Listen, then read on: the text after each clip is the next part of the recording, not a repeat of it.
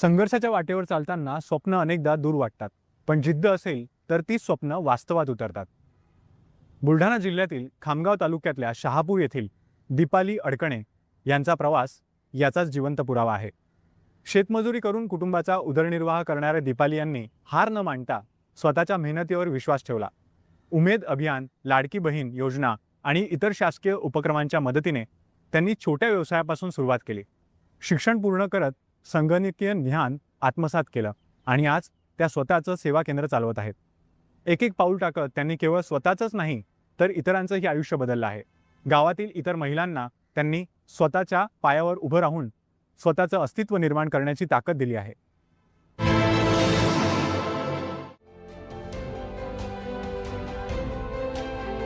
ग्रामीण भागातल्या महिलांनी आर्थिक उन्नती साधून आपलं जीवनमान उंचवावं यासाठी उमेद अर्थात महाराष्ट्र राज्य ग्रामीण जीवनोन्नती अभियान राज्यभरात राबवलं जातं.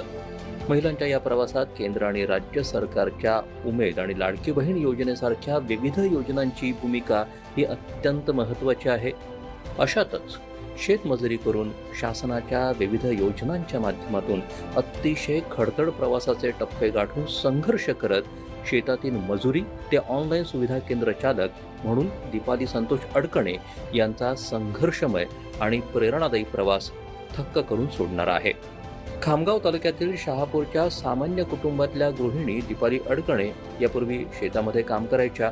शेती काम करून त्यामधून मिळालेली मजुरी जमा करत बचत गटाच्या माध्यमातून त्यांनी कर्ज घेतलं. त्यानंतर स्टेशनरीचा छोटा व्यवसाय चालवला. त्यामधून नफा मिळाल्यानंतर कापड व्यवसाय सुरू केला. हळूहळू तोही वाढवला. या सर्व व्यवसायांमधून त्यांनी नफा मिळवत पैसे उभारले. शिक्षण जेमतेम 12वी पर्यंतच त्यांना पुढे शिकण्याची खूप इच्छा होती, मात्र परिस्थिती नव्हती.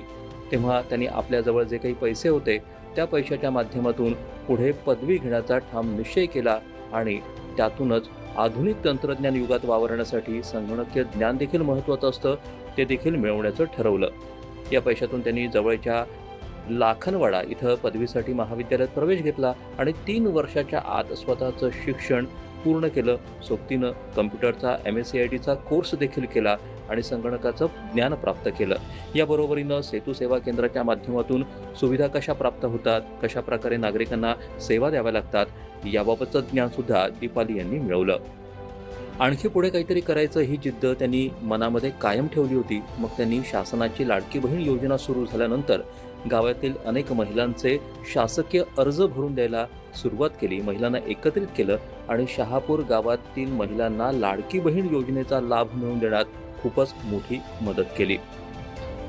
जवळ जे काही पैसे जमले होते त्यातून त्यांनी कम्प्युटर्स विकत घेतले आणि त्यामधून सेवा केंद्र सुरू केलं. नागरिकांना विविध सेवा द्यायला सुरुवात केली. योजना आहे तर ती आयुष्यमान भारतचे कार्ड काढून देते. तिथून नाही तर पासबुक काढून देते. महिलांना पैसे काढणं, लाडक्या बहिणीचे पैसे आले. ज्येष्ठ नागरिक आहेत, ज्येष्ठ नागरिकांना आल्या जात नाही समजा आपल्या दुकानावर, तर त्यांच्या घरी स्वतः जाऊन मी पैसे काढून देते. नवजात बालक ज्यांची डिलिव्हरी वगैरे झालेली असतात महिला, त्यांना 1 ते 2 महिने घराच्या बाहेर पडता येत नाही, तर त्या महिलांच्या घरी जाऊन स्वतः मी पैसे काढून देते. आणि एवढं करूनही मी एवढं तर झालंच तर मी ग्रामपंचायतची सदस्य पण आहे. तिथून पण मी महिलांचे खूप कामं करून दिलेले आहेत. या सर्व संघर्षामधून त्यांनी स्वतःची दुचाकी विकत घेतली. तालुक्याच्या ठिकाणी जाऊन महिला बचत गटाची कामं सुरू केली. नागरिकांना ज्या सुविधा गावामध्ये उपलब्ध होत नाहीत त्याची व्यवस्था त्यांनी तालुक्याच्या ठिकाणी जाऊन करायला सुरुवात केली. यामुळे गावकऱ्यांची सोय तर झालीच, सोबतीनं दीपाली यांचंही जीवनमान उंचावलं आहे. दीपाली अडकणे यांचा संघर्षमय प्रेरणादायी प्रवास अनेक महिलांसाठी आता आदर्श ठरत आहे. दूरदर्शन बातम्यांसाठी सचिन ठाकरे, बुलढाणा.